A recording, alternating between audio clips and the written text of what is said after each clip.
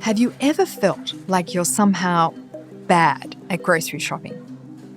Maybe it's Thursday night and you've run out of something, so on your way home from work, you quickly duck into the supermarket for that one thing. 15 minutes later, you're leaving with a basket full of things and thinking, how did that happen? It's not a coincidence. It's the science of consumer behaviour. There are tactics supermarkets use, which research has proven have the ability to psychologically sway our purchasing decisions, from the placement of certain products to the temperature in the store, and even the music they play. Music plays a huge role emotionally. So during their off-peak times when they want you to spend more time, they'll play slow music, soft music to get you sort of mellow down. Consumers take longer to go through the store and in the end make purchases that they didn't intend to, including unhealthy products such as chocolate. It's an untapped superpower for many businesses, knowing how evoking emotional states might influence purchasing outcomes. Professor Nitika Garg, a consumer behaviour researcher at UNSW Business School, says it needs to be implemented thoughtfully and ethically.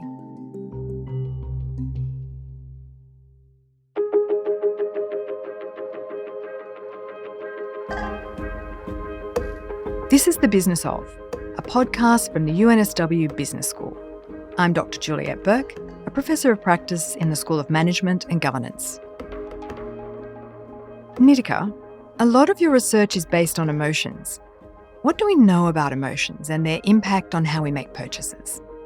In my research, I particularly focus on three different sort of streams at this point. And one is where I look at how specific emotions, so, anger, sadness, pride, awe, how they influence consumer decisions and judgments. And this is interesting because when I started, we were only considering just broadly positive emotions versus negative emotions. So I was more curious about, okay, what happens? Are they all same? So is anger the same as sadness? And there was some research emerging at that point saying, no, that's not true in psychology. So I got interested in that to see how consumers react differently. And that led me into another angle of research, which is how or what factors influence consumption decisions, especially in the food context. We realize that there are factors externally which can influence consumers to make unhealthy or healthy choices. And so I wanted to explore those factors and how we can help people to be more healthy or nudge them in that direction. And more recently, in the last decade or so, I have started looking at how can we influence consumers to be more pro-social, to be more ethical, and to be more sustainable in their consumption choices and behavior. Because consumer unethical behavior, for example, costs marketers and businesses millions of dollars annually. So what are the factors that cause them to do that, and are there ways for businesses to, let's say, mitigate that? So how do those emotions differentially affect consumers? What we find is that when people are sad, they process information differently. They take more time processing information because sadness is an uncertain emotion. We won't get into the technical side of it, but it makes people want to deliberate. It makes people want to process information more deeply. Whereas anger is more of a superficial processing. You just jump in. So in this context, what was interesting is that even though they're both negative emotions, anger led to more status quo choice. Okay, I just want to get out of this situation. I'll make the choice, stick with the status quo, and that's it. Whereas sadness sort of deliberated and arrived at a better decision-making process in the end. And what about on the sort of positive side of emotions? You spoke about awe, for example. Yes. Tell us about the positive emotions and the difference that makes to consumer choices. So awe is a very interesting emotion. Awe influences sustainable consumption. So, one of the things that we struggle or businesses struggle with sustainable consumption is that attitude behavior gap, right? So essentially people say they want to be sustainable. If I ask you today, how willing are you to make choices which will help the environment? And you'll be like, yes, of course, right? But when we see that or match that to sales patterns, we find that they are close to 15-16% at most. across different markets. So this is not a uniquely American or Australian or European phenomenon. This attitude behavior gap is present everywhere. So one of the reasons why this exists is because of the price premium that sustainable products currently command. So it's a burden on consumers, because if I can get a product for, let's say, $5 and you are saying I have to now pay $8 for the more sustainable product, that's a cost that not every consumer is willing to pay. So in this project, for example, we're looking at how awe actually helps people make that sacrifice. Awe actually motivates through a very complex mechanism to sort of alleviate people's concern about price and actually go for sustainable products, even if they are expensive. So awe is kind of lifting you up to match your behavior with your aspiration of who you are. Exactly. So that's our argument, that because it helps us see the big picture, it sort of pulls us out of ourselves, while at the same time paradoxically making us very aware of our internal standards, right? So like you said, it helps you sort of try to match those standards in that process, which leads to increased sustainable choice. It's big business to influence customers. I mean, that's at the heart of being a business owner, trying to influence customers. But sometimes, as you said, that can be unethical as well. So how do leaders influence but not influence too far? How do you find that line, make that choice?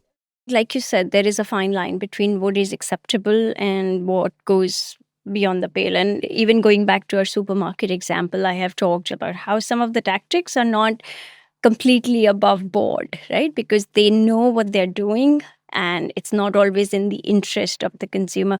So I think one is the motivation, right? A motivation for a business is obviously to be profitable, but I do believe that there are win-win strategies out there where you can influence consumers trying to lift both the business and the consumer and our society in conjunction, because all of our choices collectively then influence our societies and communities.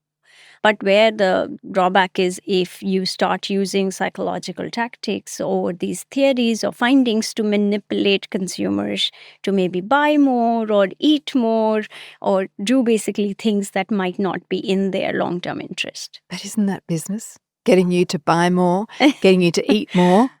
I think that's the old philosophy, right? That's the philosophy we have grown up with and that a lot of consumers still believe in, which is why the cynicism towards businesses and towards marketing and advertising, right? Because you are always like, of course, they're trying to sell their stuff. But I think that need not be the path that we stay on, because modern consumer is cynical. Modern consumer has a lot of information. And I truly believe that there is an opportunity to get consumers on your side, because nobody is going to say, oh, a business shouldn't be profitable, right? Consumers are not stupid. But what they might appreciate is the honesty and transparency in their business practices. And we have examples of businesses who've done that. So it's not radically new idea. It's just not the norm. Even if you think of Southwest Airlines, for example, so they are very upfront and very clear in terms of, okay, this is what is included in the standard ticket, for example. You know, you get 2 baggages, whatever, these are the change fees, etc.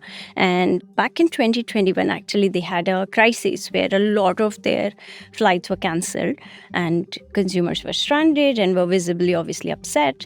So the CEO actually went on air and sort of apologized, explained why the crisis had happened and the steps they had taken to sort of alleviate the issue and make sure that it doesn't happen again. So, I mean, that's an example of how you can be upfront with the consumers, you can be open with the consumers, and the consumers rewarded the firm by coming back to them and not being upset with them long term. When I think of a modern and transparent business, Patagonia, the clothing label, comes to mind. It's sort of the gold standard in ethical, sustainable business. Are there other businesses like that aren't just greenwashing? Can't think of one in environmental area per se, but one that consumers do associate with being true to their values is Ben & Jerry's. So, Ben & Jerry's is another company that has always said that we are inclusive, we are diverse, and we stand for the rights of diverse communities, like LGBTQI+. And they did this back when this was not fashionable. And they've always supported those communities in their employment strategies, in their promotion strategies and things like that, or the charities that they support. So I think, again, that's an example of a firm where their behavior is driven through their values and that is reflected in their practices. So consumers understand those, and then if they find a match, then they reward those. And do you think that the way then those businesses are marketing themselves also comes to genuineness and authenticity? Or do they also, in the background, use these sort of sneaky strategies to influence people to buy one more T-shirt and one more ice cream?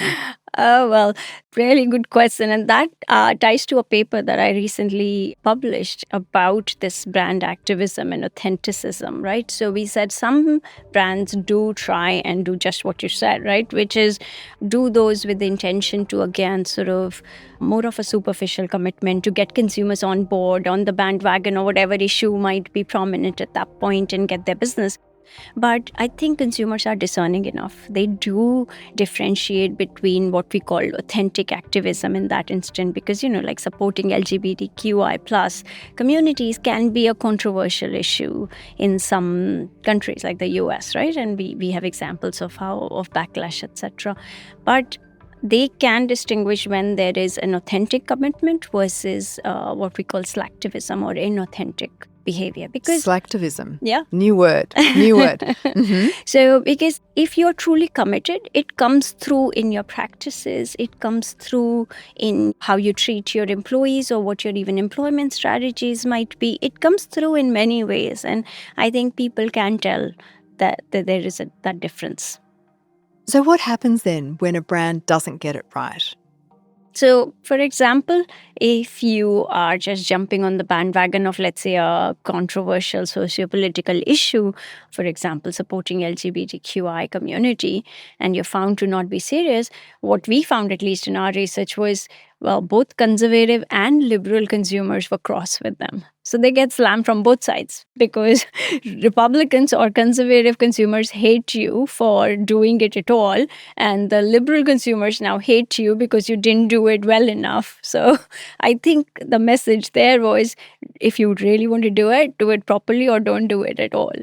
Coke is an interesting brand. I saw a really great advertisement from Coke where it was about Ramadan, and another one that was about diversity where all these people were sitting in the dark and they were all looked very different, but you couldn't see them, and they were sharing a Coke together, forming a bond, and then the lights went up and people were saying, oh, I didn't know that you were using a wheelchair. I didn't know you had tattoos all over you. I didn't know, and all of those things. So that's interesting because at the end of the day, it's a product full of sugar and caffeine. How do I reconcile that I love those advertisements, but I don't love their product? This is a tricky one. Sometimes you can go really, really wrong, and they did once with an ad like this. But people understand the sentiment. But what that does is, broadly speaking, you have a positive sort of attitude towards the brand. It can shape that. And then, okay, I'm not going to have regular Coke. I might have Coke Zero. Or I might not buy Coca-Cola products with the fizzy side, but I might get their water bottle, or I might get their energy drink. So because they're also diversifying away from the sugar drinks, because as consumers, we are becoming more aware of the negative side of these products. So I think that positive brand equity stemming from those positive emotions that you're connecting to your brand will pay off in the future as well. People will come back to you. I think it's interesting because I've now mentioned their name a number of times and you've mentioned it as well. I don't drink Coke at all. But they've got me to repeat their brand Absolutely. to this audience. Yes. Isn't that great marketing? Absolutely. And we talk about this, right? So when I mentioned the brand equity, so there's the brand image side of it, but brand image feeds into the equity. And I tell my students that brand image is not just the packaging of the brand, it's all of those concepts, emotions that attach to the brand.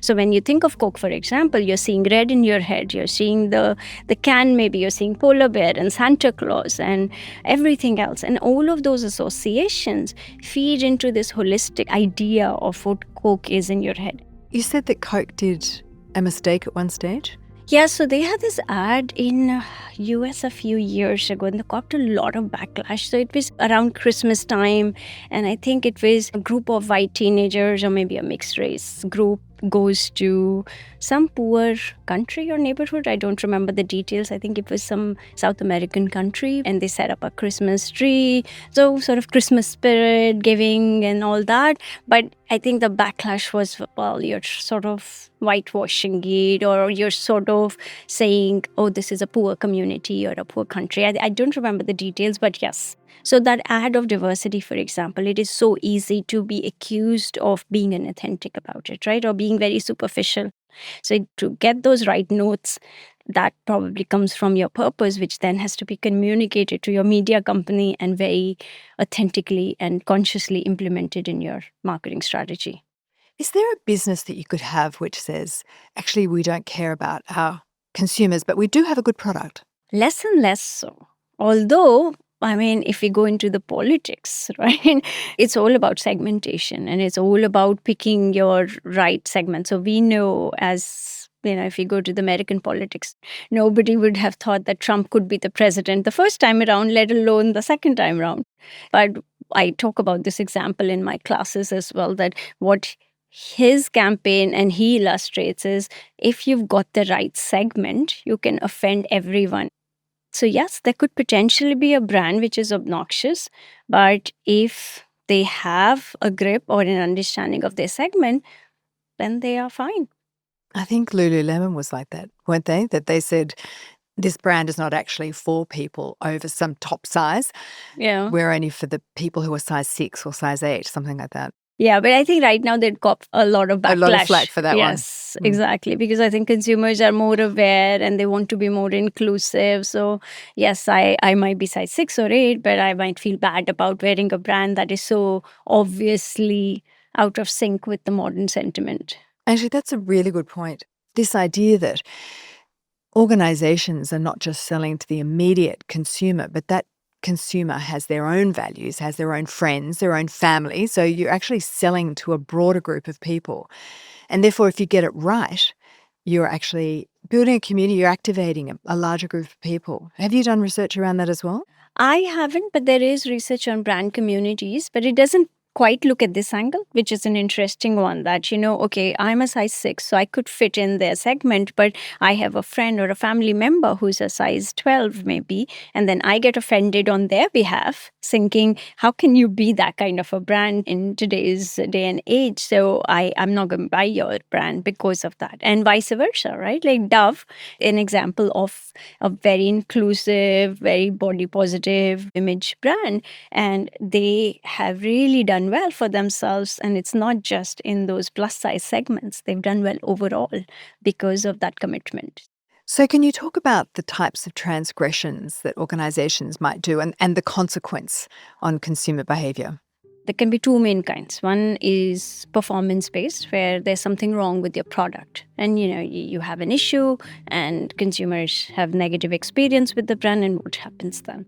The other is value based transgressions, which is where the brand is implicated in a moral or ethical incident, where, let's say, the fast fashion companies, for example, were found to use child labor in developing countries in their factories. Even though they might not have directly recruited them, they got the backlash because it was, after all, their production facility.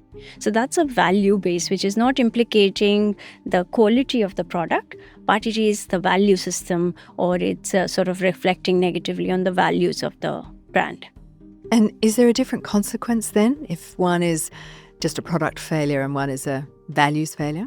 Yeah, so this is a working paper I have, and then we do find, yes, there is a huge difference in how consumers react to performance-based failures and value-based failures. So while for a performance-based failure, you might be willing to give them a chance more easily, depending on what the reputation of the brand is.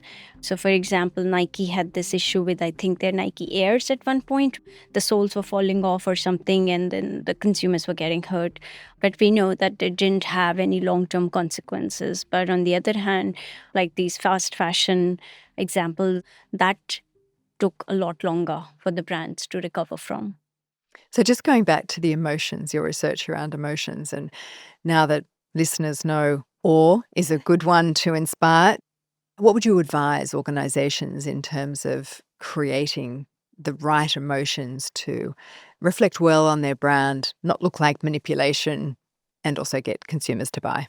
Apart from emotions, you need to communicate. Because no matter what emotions you use, those would be sort of behind the scenes. Those would be part of your advertising strategy, part of your brand's, ad jingle or the background. So you are using those systematically to create a certain emotion and therefore a certain response in consumers. But I think trying to tell consumers this is who we are or this is why we are using awe, for example, right? Like if I'm using awe in my product advertisement, then there has to be maybe some background reason why that emotion is well suited to my product. And if we can strike that balance, I believe that'll be the real sort of jackpot. But that's hard to do. Have you found yourself leaning into a brand, getting sucked into the emotion, and then you've stood back and you've gone, what was that about? I understand the emotions the better now, but I remember an ad from Cadbury's back when I was growing up in India. And this was an ad, so India is a cricket mad nation. And this was using the context of cricket. And there's this girlfriend sitting in the stands eating a bar of chocolate, and her boyfriend's on the crease. He has to hit a six to win the game. And he hits it. And she's like ecstatic and she's holding the bar and dancing on the field. And then the whole crowd is on their feet. I still remember the emotion was you got carried away with that ad because the jingle was perfect, the music was perfect, the young people, and so yeah, there's some really good advertisements that you recognize what they're trying to do, but they still become part of that positive memory in your head. I think that's so good for us to all hear. Even the professor who's done the research on it can still get sucked in. Yes, absolutely. The Business of podcast is brought to you by the University of New South Wales Business School, produced with Dead Set Studios.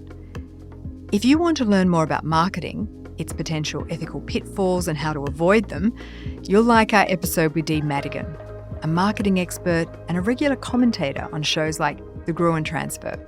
All purchasing decisions are made emotionally, even if we think they're not. And choosing to use a bank is a purchasing decision. So if you can bring the emotion in there, people might stop thinking about the fact that Commonwealth Bank charged dead people for insurance. That episode is linked in the show notes.